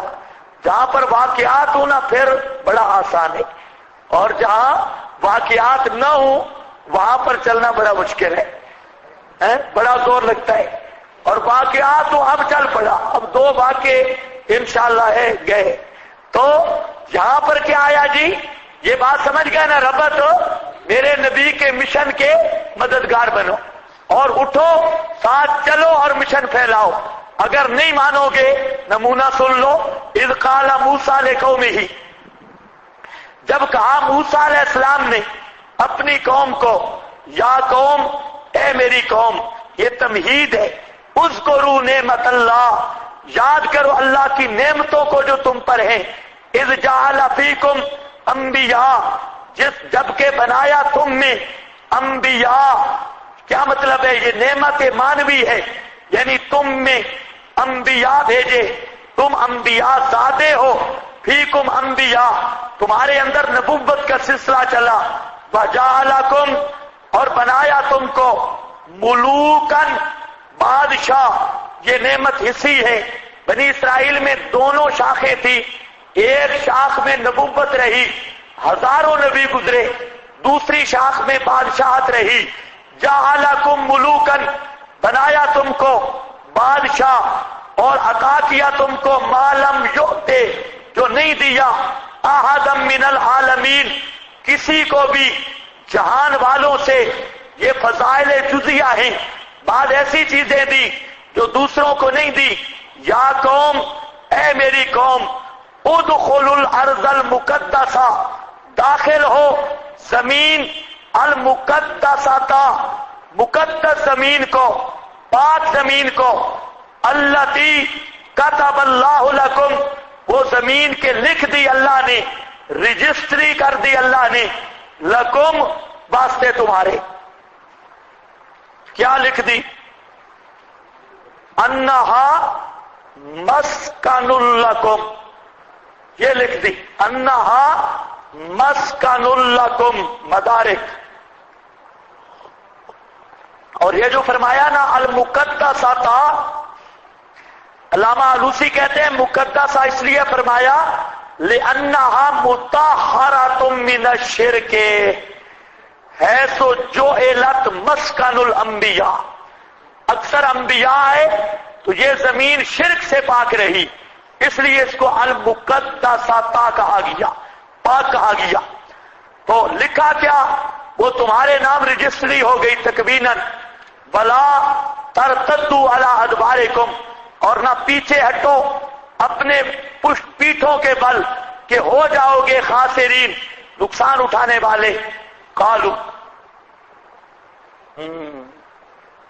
قوم بڑی عجیب تھی، اللہ کی لکھت بھی سنا دی، اللہ فتح دے گا، جہاد کرو اور جاؤ اپنے علاقے حاصل کرو، زمین پر قبضہ کرو، رجسٹری ہو چکی، اب قبضہ باقی ہے، قبضہ کرو، جاؤ۔ قالو، کہا انہوں نے، یا موسیٰ، اے موسیٰ، ان فیہا قوما جبارین، بے شک اس میں قوم ہے بڑی زبردست، جباری، مارتے بہت ہے، جباری، بہت سخت قوم ہے۔ وَإِنَّا لَن نَدْخُلَهَا، اور بے شک ہم ہرگز نہیں داخل ہوں گے، حَتَّى يَخْرُجُوا مِنْهَا، حتیٰ کہ وہ نکل جائیں اس سے۔ کہتے ہیں پہلے تو بھیجو پیغام، ان کو کہو وہ وہاں سے چلے جائیں، جب تک اس کے اندر وہ ہیں ہم نہیں جاتے۔ بڑی دلیر قوم تھی، ہم نہیں جاتے۔ حتیٰ یخرجوا منہا، کہیں یخرجوا منہا، اگر نکل گئے وہ اس سے، فإنا داخلون، تو پھر ہم داخل ہوں گے۔ قال رجلان من الذین یخافون، حضرت نے 12 سردار مقرر کیے، امیر 12 آدمی منتخب کیے، جاسوس، اور جاسوس بھیجے کہ ذرا حالات کا جائزہ لے کے آؤ۔ وہ قوم جو ہے یہ عمل کا قوم تھی، اور بڑے جنگجو قوم تھی، اور بہت سخت صحیح پہلوان تھے، تو ان کے ساتھ لڑائی کرنی تھی۔ اب 12 جاسوس بھیجے، 12 جاسوس، ہر قبیلے سے ایک جاسوس چنا کہ ذرا حالات دیکھ کے آؤ۔ وہ 12 جاسوس گئے، کچھ عرصہ رہے، واپس آئے، حضرت موسیٰ علیہ السلام کو کہتے ہیں مسئلہ بڑا گڑبڑ ہے۔ وہ اتنے مضبوط، اتنا اسلحہ، اتنے پہلوان، اتنے مجاہد۔ حضرت نے فرمایا چلو خیر ہے، اللہ کا وعدہ ہے تم اس طرح کرو کہ یہ بات کسی کو بتانی نہیں ہے، مجھے تو ان کے حالات سارے بیان کر دیجئے لیکن عوام کے سامنے ذکر نہیں کرنا۔ بس وہ جب باہر نکلے نا، دو تو پکے رہ گئے، یوشع بن نون اور کالب نام لکھا ہے، یہ دو پکے رہے، لیکن جو 10 تھے توبہ، انہوں نے طالب علموں کی طرح شروع ہو گئے نا حالات بیان کرنے، ہم گئے اس طرح پہلوان تھا، اس طرح تیر تلواریں تھی، توبہ توبہ فلاں اس طرح تھا، اور جس طرح آپ کو پتہ ہے وضاحت کی ضرورت نہیں، پورے حالات حضرہ پہ انہوں نے تبصرہ بڑھا چڑھا کے لگایا۔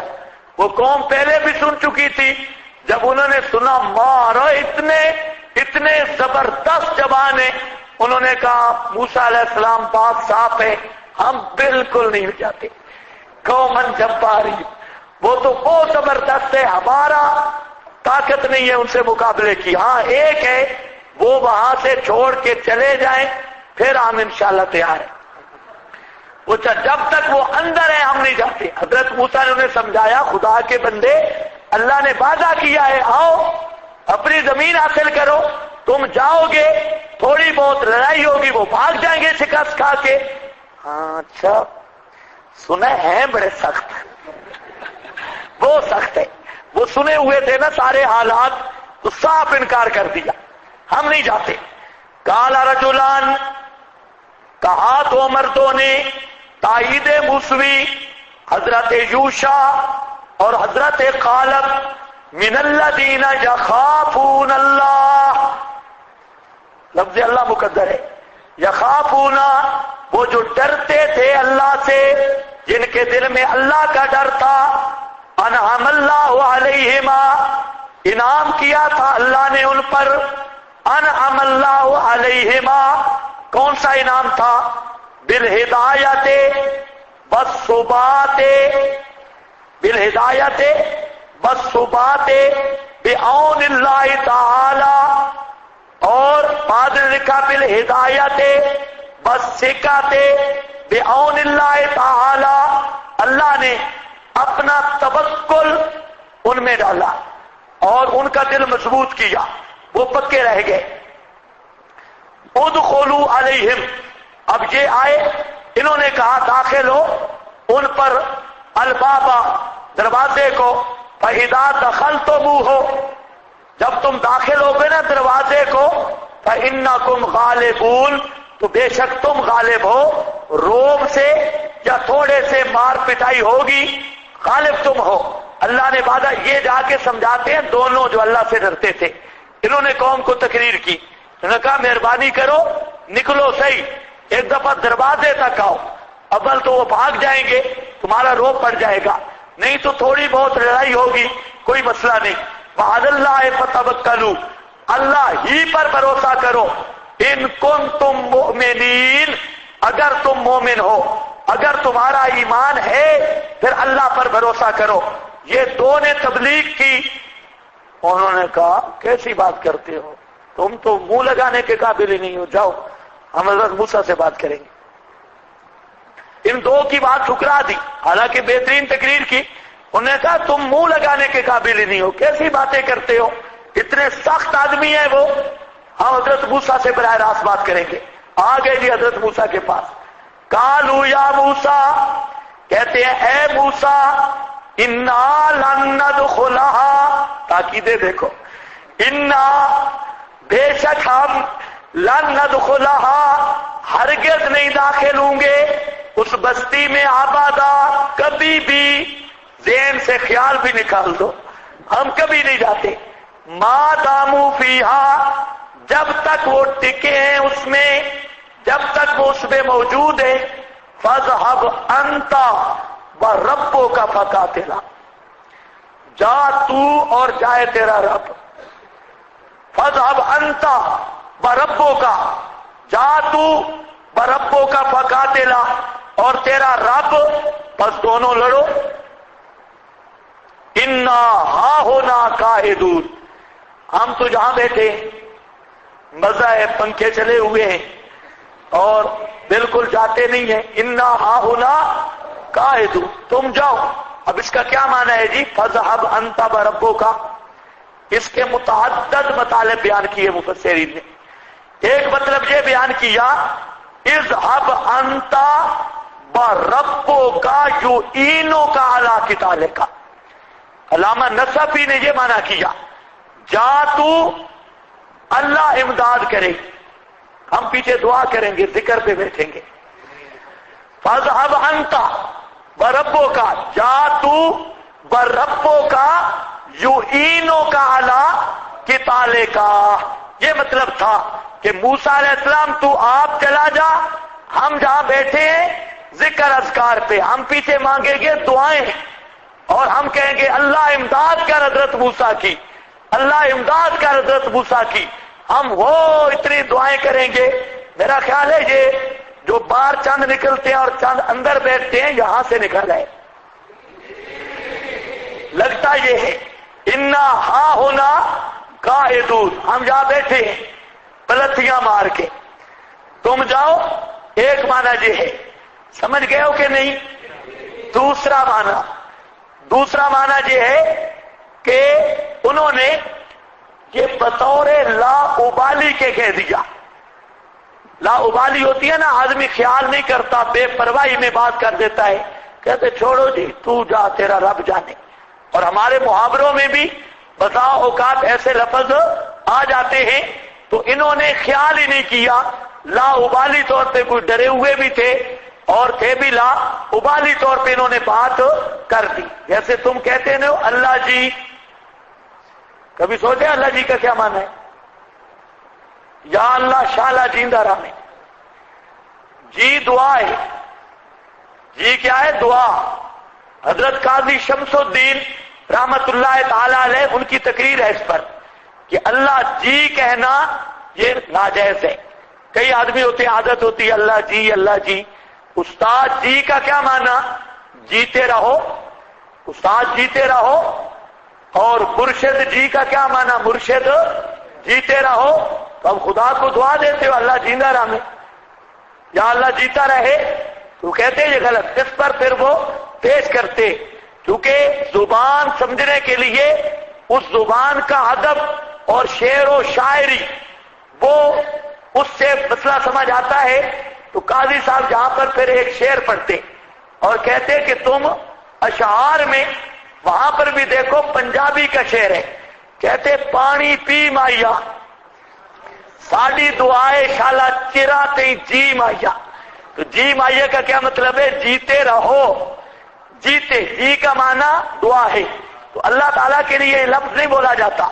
تو جب نہیں بولا جا سکتا تو کئی کہہ نہیں دیتے لا ابالی طور پہ، کوئی سوچتے نہیں، بس کہہ دیتے اللہ جی اللہ جی.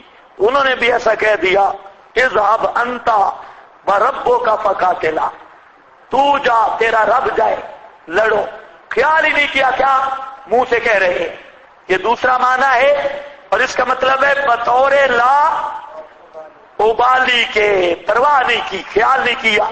بعد نے یہ توجیہ کی، لیکن محققین اس طرف ہیں کہ انہوں نے بطور استعانت اور استہزاء کے کہا. ہاں قالوا ذالک استعانتاً و استہزاء بہ. حضرت موسیٰ کے ساتھ بھی توہین والا معاملہ کر رہے تھے اور استہزاء والا معاملہ. رہ گیا یہ سوال کہ پیغمبر کے ساتھ استہزاء اور توہین کفر ہے، تو ہم کہتے ہیں ان کے مذہب کا ضابطہ ہمیں معلوم نہیں، ان کی شریعت کا ضابطہ ہمیں معلوم. ہماری شریعت میں یہی ہے کہ نبی کے ساتھ استہزاء اور استعانت کفر ہے. ان کی شریعت کا ضابطہ کیا تھا ہمیں معلوم نہیں. یہ جو میں نے آپ کو کہا استعانتاً و استہزاء بہ، یہ علامہ آلوسی نے بھی اور ابو سعود حنفی نے بھی انہوں نے یہی معنی کیا. کتنے معنی ہو گئے؟ چوتھا معنی. مدارک والے نے ایک چوتھا معنی بھی کیا اور وہ یہ کہ جہاں رب بے معنی سید کے ہے، کیونکہ حضرت ہارون بڑے تھے تو انہوں نے کہا اذهب انت بربک، تیرا سردار یعنی بڑا ہارون تیرے ساتھ جائے فقاتلا. تو رب سے مراد سید اور سید سے مراد ہے حضرت ہارون. تو رب سید کے معنی میں بھی آتا ہے، یس کی ربہ، وہ آتا ہے سورہ یوسف میں تو اذکر عند ربے کا اپنے رب کے پاس ذکر کرنا یعنی سیدے کا، تو رب کا لفظ جو ہے یہ سید کے معنی میں بھی ہے، اور جہاں سید سے مراد کون ہے؟ حضرت ہارون۔ تو ربو کا کیوں کہا؟ اس لیے حضرت ہارون بڑے تھے، حضرت موسیٰ چھوٹے تھے۔ کتنے معنی ہو گئے بزرگوں؟ 4۔ یہ 4 مطلب ہے۔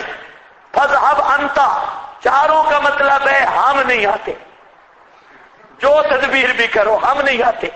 ہاں، اسی سے پتہ چلتا ہے نا مقام اصحاب رسول کا صلی اللہ علیہ وسلم، جہاں قوم ہٹ گئی، اور وہاں آپ بدر کا مقام پڑھیں سیرت کی کتابوں میں، جب نبی پاک صلی اللہ علیہ وسلم نے اعلان کیا اور جہاد کا، تو آپ صلی اللہ علیہ وسلم نے رائے لی صحابہ سے، ایک ایک کھڑا ہوتا ہے حضرت سعد اور دیگر، کہتے ہیں یا رسول اللہ ہم سے مشورہ لینے کی کیا ضرورت ہے؟ کیا آپ نے ہمیں قوم موسیٰ کی طرح سمجھا ہے؟ ہم یہ کہیں گے اذهب انت وربک فقاتلا؟ نہیں، کہتے ہیں لو امرتنا، خدا کی قسم اگر آپ ہمیں حکم دیں کہ سمندر کے اندر ہم چھلانگے لگا لیں، لخذنا، تو ہم سمندر کے اندر بھی چھلانگے لگا دیں۔ یہ کون سی بات ہے کہ تو جا اور تیرا رب جائے؟ نہیں، ہم جو آپ حکم کرے۔ اب یہ بڑی بات ہے اس مقام پہ یہ کہنا کہ سمندر پہ بھی آپ حکم کریں تو ہم چھلانگے لگانے کے لیے تیار ہیں۔ اسی لیے تو اللہ نے اصحاب محمد کی تعریفیں بھی کی ہے نا، اتنی تعریفیں میں تجھے کہا کرتا ہوں کہ اتنی ضمانتیں اللہ نے انبیاء کی بھی نہیں دی جتنی صحابہ کرام کی دی ہے۔ ہاں، جملہ بڑا ہے لیکن ہے حقیقت۔ صحابہ کے جو اوصاف قرآن نے بیان کیے، کسی کے بھی انبیاء کے حالات بیان کیے ہیں قرآن نے۔ چلو یہ بھی سمجھ لو، پھر کسی کو اشکال ہوگا۔ قرآن انبیاء کے حالات بیان کرتا ہے اور صحابہ کے اوصاف بیان کرتا ہے۔ انبیاء کے اوصاف ہیں صحیح لیکن کم ہیں، زیادہ۔ ارسلنا نوحا الی قومہ، وہ پوری حالت، حضرت ہود کی پوری حالت، حضرت موسیٰ کی حالات، صحابہ کی حالات نہیں بیان کرتا، زیادہ تر صحابہ کے اوصاف بیان کرتا ہے۔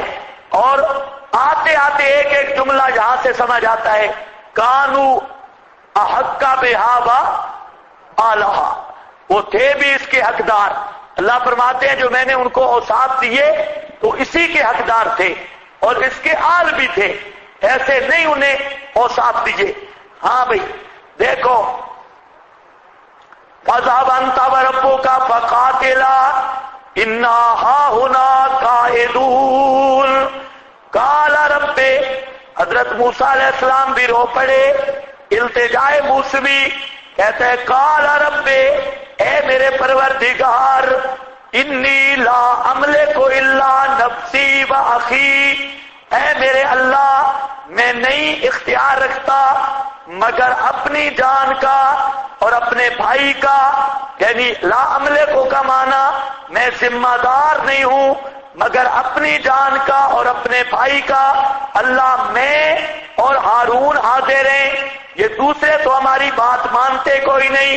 فَفْرُقْ بَيْنَنَا وَبَيْنَ الْقَوْمِ الْفَاسِقِينَ، فَفْرُقْ دو معنی ہیں، فَفْرُقْ کا معنی فَحْكُمْ، فیصلہ کر دے ہمارے درمیان اور قوم فاسقین کے درمیان، ایک۔ دوسرا فَفْرُقْ جدائی ڈال دے ہمارے درمیان اور درمیان قوم فاسقین کے۔ قَالَ فَإِنَّهَا مُحَرَّمَةٌ، فیصلہ خدا بندی، اللہ نے فرمایا وہ روکی ہوئی ہے اوپر ان کے، 40 سنۃ، محرمۃ تکوینی تحریم ہے، بمعنی روکا ہوا ہونا، روک دی گئی ہے وہ بستی ان پر، 40 سنۃ، 40 سال، نیچے کا حاشیہ پڑھو زبردست، 40 سال تک، تاکہ بے غیرت بوڑھے مر جائیں اور نئی نسل غیور پیدا ہو۔ وہ جو غیرت بوڑھے ہیں وہ مر جائیں اور نئی نسل غیور پیدا ہو جائے، نیچے حاشیہ لکھا ہے، دیکھ لو دیکھ، تاکہ بے غیرت بوڑھے مر جائیں اور نئی نسل غیور پیدا ہو، 40 سال تک روک دیا۔ اب ذرا خیال کرنا ہے، یتیہون فی الارض، حیران دو معنی ہیں یتیہون فی الارض کے۔ ایک معنی حیران پھرتے رہیں فی الارض، زمین میں، حیران پھرتے رہیں زمین میں، ایک معنی یہ عام مفسرین نے کیا۔ ہمارے حضرت کا معنی ہے یتیہون کا معنی بے عزت اور خوار و ذلیل رہیں زمین میں، بے عزت رہیں، خوار اور ذلیل رہیں زمین میں۔ یہاں پر بات سمجھو، مسئلہ ہے، مفسرین نے لکھا کہ یہ جو میدان تی تھا اس کی لمبائی تھی 40 میل اور چوڑائی تھی تقریباً 15 میل۔ 40 میل اس کی طول اور 15 میل اس کی چوڑائی۔ اور یہ قوم کتنی تھی؟ کہتے ہیں 6 لاکھ آدمی تھے۔ خازن نے بڑی گپیں لکھی ہیں اور بھی بزرگوں نے بہت خوب اسرائیلیات کو یہاں لکھا، اور کہتے ہیں یہ 6 لاکھ کی آبادی ہر سال ہر دن ہزاروں مرتے تھے، ہزاروں مرتے تھے، پھر پیدا ہو جاتے اور یہ آبادی برقرار رہی۔ اور کہتے ہیں کہ رات کو یہ چلتے سفر کرنے کے لیے، صبح جب ساری رات چلتے رہتے، صبح ہوتی تو جہاں سے چلتے وہاں کھڑے ہوتے، وہاں رکے ہوتے۔ لیکن یاد رکھ لو یہ سب اسرائیلی کمپوٹیشن ہے، اس کی کوئی سند نہیں، مالہو سندٌ یؤول الیہ، کوئی سند نہیں۔ اس لیے ہمارے حضرت صاحب فرماتے ہیں کہ یہ چلنے پھرنے والی ویسے گپے ہیں اور اسرائیلی یہودیوں کی اخبار ہے۔ باقی یتیہون کا معنی اس لیے وہ یہ نہیں کرتے کہ زمین میں حیران سرگردان پھرتے رہے۔ ہمارے حضرت کہتے ہیں یتیہون کا معنی ہے کہ زمین میں بے عزت اور خوار اور ذلیل رہے، یہ معنی ہے۔ تو عام مفسرین جو کہتے ہیں انہیں راستہ نہیں ملتا تھا، ساری رات پھرتے پھر واپس آ جاتے، تو وہ یتیہون کا معنی یہ کرتے ہیں کہ حیران پھرتے رہیں زمین میں۔ اور ہمارے حضرت چونکہ ان اسرائیلیات کو نہیں مانتے تو وہ معنی کرتے ہیں کہ خوار و ذلیل رہیں زمین میں۔ فَلَا تَأْسَ عَلَى الْقَوْمِ الْفَاسِقِينَ ہو گیا جی۔ یہاں پر یہ مضمون خلاصہ کیا نکلا کہ دیکھو انہوں نے پیغمبر کا ساتھ نہیں دیا، یتیہون خوار اور ذلیل ہو گئے۔ اگر تم نے میرے نبی کا ساتھ نہ دیا اور مسئلہ بیان کرنے میں پیغمبر کے ساتھ جہاد میں شرکت نہ کی، میرا نبی فتویٰ لگا چکا ہے، لقد کفر، اب اس فتوے کے بعد بڑا شور اٹھے گا، سلطنتیں مخالف ہوں گی، مولوی پیر مخالف ہوں گے۔ اب تم نے مل کر میرے نبی کا ساتھ دینا ہے اور دشمنوں سے مقابلہ کرنا ہے، ورنہ قوم موسیٰ کا حال دیکھ لو۔ وَاتْلُ عَلَيْهِمْ نَبَأَ ابْنَيْ آدم، بیان کرو میرے پیغمبر، پڑھو ان پر۔ یہ دوسرا نمونہ ہے۔ اس نمونے کی 2 تقریریں ہیں، ایک جواہر القرآن میں لکھی ہے اس کی تقریر، لیکن ایک تقریر حضرت شیخ القرآن کے دورے کی ہے، وہ تقریر اور ہے۔ جواہر القرآن میں تو یہ لکھی کہ جہاد نہ چھوڑنا اور صوفی نہ بننا۔ دیکھو حابیل صوفی بنا ہے تو قابیل نے اسے مار ڈالا، تو اس طرح ہاتھ نہ روکنا جہاد سے، صوفی نہ بننا، جواہر میں یہ ہے۔ لیکن تقریر میں حضرت شیخ یہ فرماتے ہیں کہ جہاں یہ نمونہ ہے، اوپر فرمایا دشمنوں سے لڑنا، جہاد کرنا، اور نیچے فرمایا آپس میں نہ لڑنا، دشمنوں سے لڑنا، آپس میں نہ لڑنا۔ دیکھو اپنے بھائی کو قتل کر کے قابیل کتنا پریشان تھا، وہ کتنا پریشان تھا۔ آپس میں لڑو گے تو پریشانیاں آئیں گی، اس لیے آپس میں متحد رہنا اور دشمن کے مقابلہ میں لڑنا، وہاں لڑائی چھوڑنی نہیں اور جہاں لڑائی کرنی نہیں۔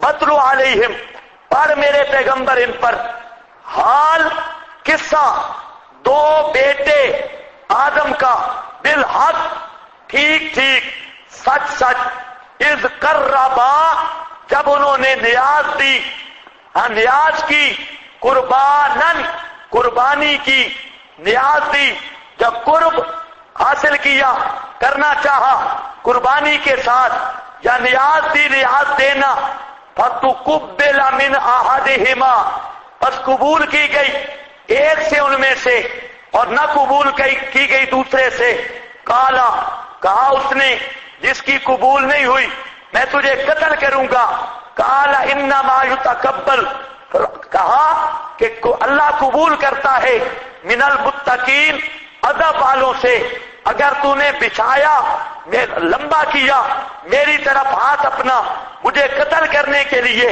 ما آنا میں نہیں ہوں لمبا کرنے والا اپنے ہاتھ کو تیری طرف تاکہ قتل کروں تجھ کو میں ڈرتا ہوں اللہ سے جو رب العالمین ہے انی اریدو بے شک میں ارادہ کرتا ہوں کہ لوٹے تو بے اسمی میرے گناہ کے ساتھ باسمے کا اپنے گناہ کے ساتھ فتکونا پس ہو جائے تو من اصحاب النار جہنم والوں سے بدالے کا جزاء الظالمین یہ بدلہ ہے ظالموں کا فتبعت لہ نفسہ پس خوش کر دکھایا اچھا کر دکھایا یا خوشی سے تیار کر لیا اس کو اس کے دل نے قتل اخیہ اپنے بھائی کو مارنا فقتلہ اس نے اسے مار دیا فاصبح پس ہو گیا وہ من الخاسرین نقصان اٹھانے والوں سے فبعث اللہ غرابا پس بھیجا اللہ نے کبے کو یبحث فی الارض جو قریدتا تھا زمین میں تاکہ دکھائے اس کو کیف یواری کیسے چھپائے وہ ناش اپنے بھائی کی کالا یا ویلتا کہا اس نے ہائے افسوس میں عاجز رہ گیا یہ کہ ہوں مثل اس کبے کے پس چھپاؤں میں ناش اپنے بھائی کی فاصبح پس ہو گیا من النادمین نادمین سے نادمین پچھتانے والوں سے ندامت کرنے والوں سے اب سمجھو بات یہ کیا واقعہ ہے عام طور پہ مشہور ہے کہ یہ رشتے کا جھگڑا تھا سنتے رہتے ہو نا کس کا جھگڑا تھا رشتے کا نرا جھوٹ ہے کوئی سند نہیں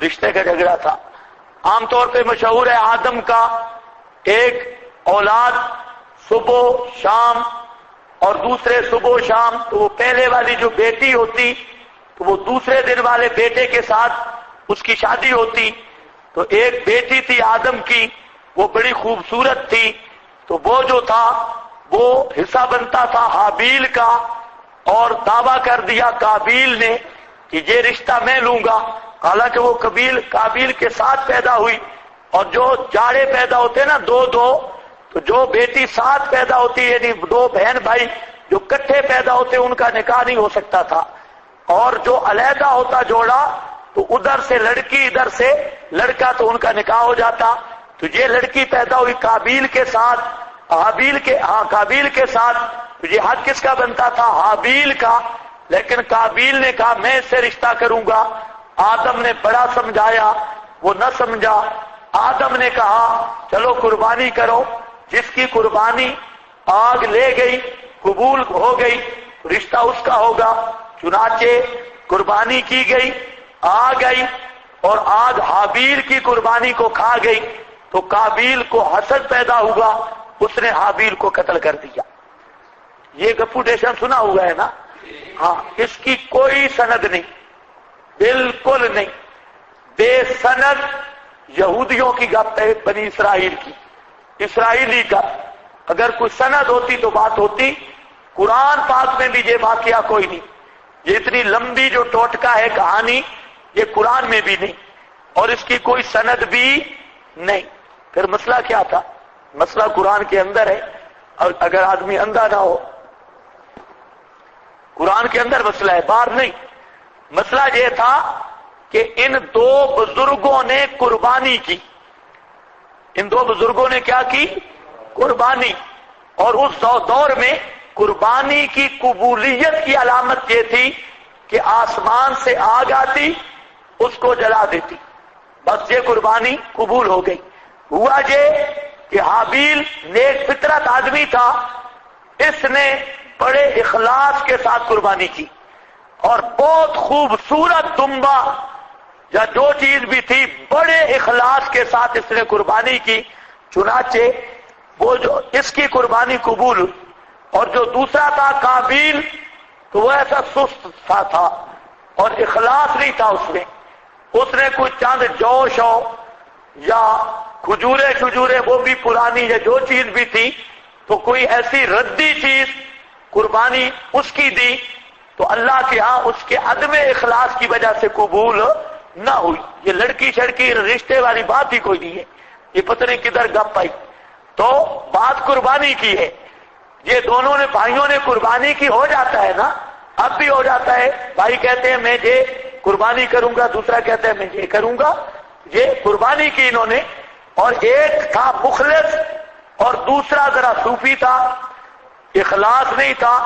تو جو مخلص تھا حابیل، اس نے بڑی ریجھ کی قربانی کی، دل سے اور خالص نیت سے، اور جو قابیل تھا اس نے سستی سے اور ایسے ہی جیسے سبق پڑھنے پہ دل نہ ہو اور آدمی ایسے ہی بیٹھا ہو، اس نے کہا چلو ایسے ہی کر دے، تو اللہ نے فرمایا اس کی قربانی کوئی قبول نہیں۔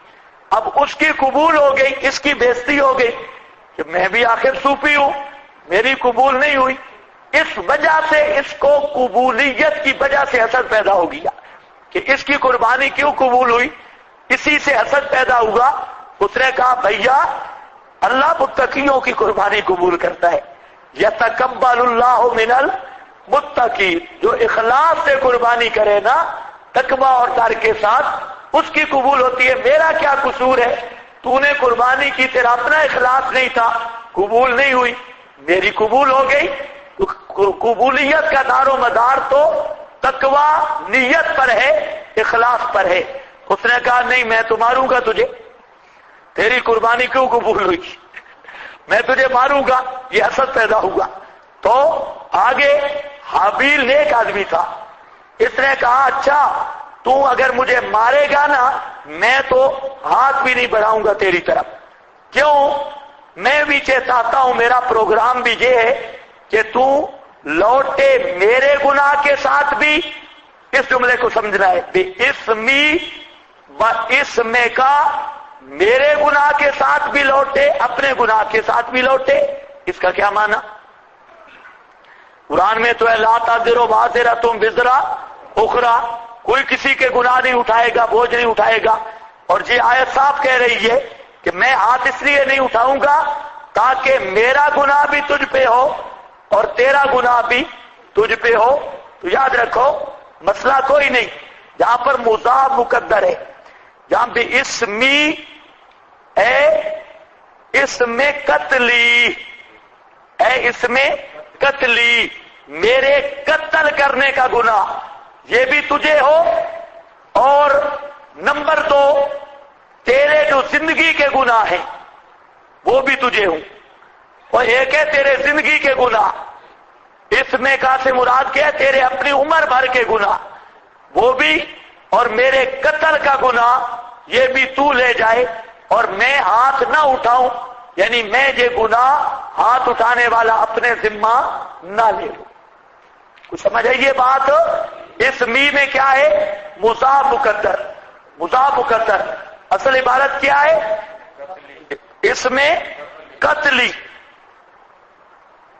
کہتے ہیں قربانی کس وجہ سے کی، یہ انشاءاللہ قیامت کے دن پوچھیں گے ان سے بھی کیوں کی تھی۔ اب نہ قرآن نے بیان کیا نہ حدیث میں آیا، اور وہ بھی ملے نہیں، مردے سنتے نہیں تو قبر سے جا کے پوچھ لیتے۔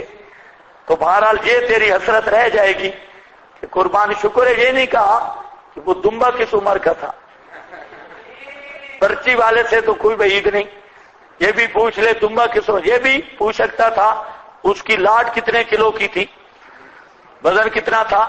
سوال تو کئی، احتمال کئی ہے، لیکن اب ہم اللہ و رسولہ، قانون یہ ہے کہ جس چیز کو اللہ اور اس کے رسول نے بیان نہیں کیا ہمیں اس کے پیچھے پڑنے کی ضرورت نہیں. کیا وجہ تھی اللہ جانے، وجہ کوئی ہوگی. ویسے اللہ کی رضا کے لیے کیا پتہ قربانی کا موسم ہو. ہر امت کے منسک رکھا ہے کہ نہیں رکھا؟ تو ہو سکتا ہے ان کا قربانی کے دن ہو. آپ بھی قربانی کرتے ہیں تو کیوں کرتے ہیں 10 ذی الحجہ کو؟